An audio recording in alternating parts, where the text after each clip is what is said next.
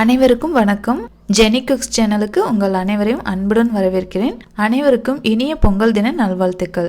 இன்னைக்கு நம்ம சேனல்ல நம்ம பாரம்பரியமான பொங்கல் எப்படி வைக்கிறதுன்னு பார்க்க போறோம். இன்னைக்கு பொங்கல் பானையில தான் நான் பொங்கல் வைக்க போறேன். ஆனா நம்ம கேஸ் ஸ்டவ்ல வந்து நம்ம வைக்க போறோம். இப்போ 2 கப் பச்சரிசி எடுத்திருக்கேன், 1/2 கப் பாசி பருப்பு எடுத்திருக்கேன், வெல்லம் வந்து 2 கப் எடுத்திருக்கேன். எனக்கு வந்து ஸ்வீட்னஸ் வந்து கொஞ்சம் கம்மியாக வேணுன்றதுனால 2 கப் எடுத்திருக்கேன். நம்ம பருப்பும் அரிசியும் எவ்வளோ எடுக்கிறோமோ சரிபாதி அளவு நீங்கள் வெல்லம் போட்டிங்கன்னா தான் உங்களுக்கு கரெக்டான அளவில் வந்து வெல்லம் இருக்கும். அதுக்கப்புறமா பால் 2 கப் எடுத்திருக்கேன். நான் எந்த கப்பில் அளந்தனோ அதே கப்பில் நான் பால் எடுத்திருக்கேன் 2 கப். 2 கப் அரிசிக்கும் 1/2 கப் பாசி பயிருக்கும் மொத்தம் 9 கப் நான் தண்ணி சேர்த்துருக்கேன்.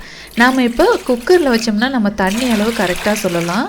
நான் இப்போ பானையில் வைக்கிறதுக்கு வந்து பால் 2 கப், தண்ணி வந்து ஒரு 7 கப் அளவு சேர்த்துருக்கேன். எனக்கு அது கரெக்டான அளவாக இருந்தது. அதுக்கப்புறமா ஒரு கைப்பிடி அளவுக்கு முந்திரி திராட்சை எடுத்திருக்கேன். அப்புறம் தேவையான அளவு நெய்யும் 4 ஏலக்காவும் எடுத்திருக்கேன்.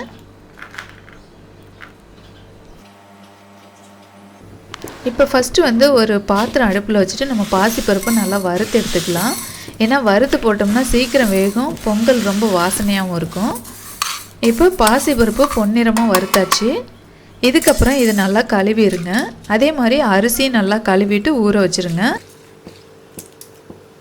இப்போ நம்மளோட பொங்க பானையை அடுப்பில் வச்சுட்டு ஃபஸ்ட்டு நம்ம எடுத்து வச்சுருந்தோம் இல்லைங்களா 7 கப் தண்ணி, அதோ இது கூட நான் சேர்த்துக்கிறேன். இது கூட வந்து பாசிப்பருப்பு நல்லா களைஞ்சிட்டு போட்டுக்கோங்க. ஒரு 10 நிமிஷத்தில் வந்து பாசிப்பயிறு ஒரு 3/4 பாகம் நல்லா வெந்துடும். இப்போ நம்ம வேக வச்சாச்சு. இப்போ பாருங்கள், இப்போ பாசிப்பருப்பு வந்து 3/4 பாகம் வெந்துருச்சு. இப்போ வந்து நம்ம எடுத்து வச்சுருக்கிற 2 கப் பால் இது கூட ஆட் பண்ணிக்கலாம்.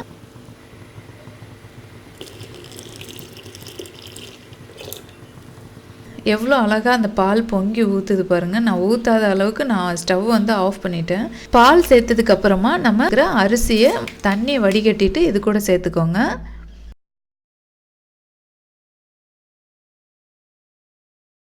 அரிசி வந்து நல்லா வேகணும். வெந்ததுக்கு அப்புறமா தான் நம்ம வெல்லம் சேர்க்க போகிறோம். அதனால் அரிசி வேக வச்சிடலாம். இப்போ பார்த்தீங்கன்னா அரிசி வந்து நல்லா வெந்துருச்சு.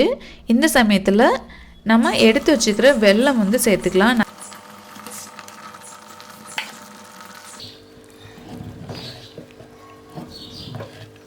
2 கப் வெல்லத்தை சேர்த்துட்டு இதில் கொஞ்சமாக உப்பு சேர்த்துக்கோங்க.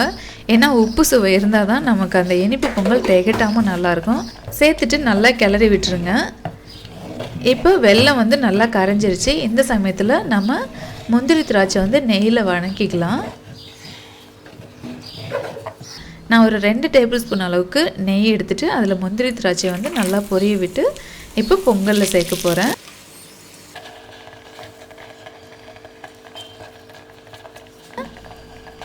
இப்போ பொங்கலில் சேர்த்துட்டு நல்லா கிளறி விட்டுருங்க. அவ்வளோதான், நமக்கு சூப்பரான பொங்கல் ரெடி ஆயிடுச்சு.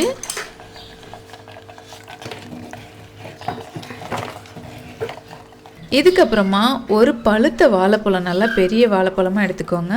மெயினாக பூ வாழை சேருங்க. பூ வாழை போட்டிங்கன்னா தான் பொங்கல் ரொம்ப சூப்பராக இருக்கும். இப்போ அந்த வாழைப்பழத்தை நல்லா மசிச்சு விட்டு பொங்கல் கூட நல்லா சேர்த்துக்கோங்க. சேர்த்து நல்லா கிளறினதுக்கப்புறமா பொங்கல் மேலே இன்னும் ஒரு 2 டேபிள் ஸ்பூன் அளவுக்கு நெய் சேர்த்துக்கோங்க. இந்த பொங்கலில் வந்து அதிகமாக நெய் சேர்க்கக்கூடாது. இது பருப்பு போட்டு செஞ்சது. அரிசி போட்டு செய்கிற பொங்கலுக்கு வந்து நிறைய நெய் ஊற்றினோம்னா ரொம்ப சூப்பராக இருக்கும். இதே மாதிரி பொங்கல் இந்த பொங்கல் அன்றைக்கி உங்கள் வீட்டில் ட்ரை பண்ணி பாருங்கள். கிராமத்து பொங்கலுங்க, ரொம்ப சூப்பராக இருக்கும். இப்போ நமக்கு பாரம்பரிய கிராமத்து பொங்கல் ரெடி ஆயிடுச்சுங்க. இந்த வீடியோ உங்களுக்கு பிடிச்சிருந்தா உங்கள் ஃப்ரெண்ட்ஸ் அண்ட் ரிலேட்டிவ் கூட மறக்காமல் ஷேர் பண்ணிக்கோங்க. இந்த பொங்கல் ரெசிபி உங்கள் வீட்டில் செஞ்சு பார்த்துட்டு எப்படி இருக்குன்னு மறக்காமல் கீழே கமெண்ட் பண்ணுங்கள். இந்த பொங்கல் ரெசிபி உங்களுக்கு பிடிச்சிருந்துன்னா இதுக்கு ஒரு லைக் கொடுங்க. உங்கள் ஃப்ரெண்ட்ஸ் அண்ட் ரிலேட்டிவ் கூட மறக்காமல் ஷேர் பண்ணிக்கோங்க. தேங்க்யூ, பாய்.